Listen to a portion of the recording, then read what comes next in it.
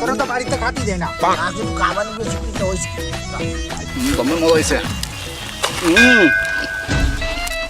কি খাও বাজান বড়ি এই দুপুরিয়া কালে মোরও খিদে লাগছে বলছো বাজান তার মিলিয়ে জিলিয়ে খাইবে বাক্যে হ্যাঁ ও আমার আবার সর্দি হয়েছে বুঝছো 7 দিনের বেশি হয়েছে সর্দি গেছে পাকিয়ে একটু জানিয়ে লো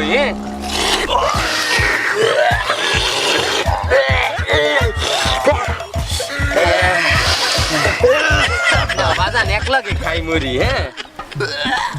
ও সমস্যা নাই আমি হাত মুছিয়ে লইতে আছি দাঁড়াও হ্যাঁ এবার ঠিক আছে যাও হ্যাঁ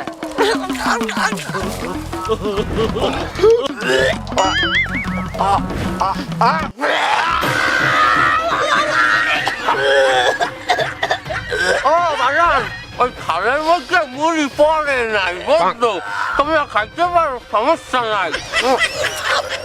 ও খাবার না আমি খাইলে তোমাকে বাগে কম পড়লে যাইবে তা তোমরাই খাও আমি ঘামু না আমার আবার দাঁত মাজতে যাইতে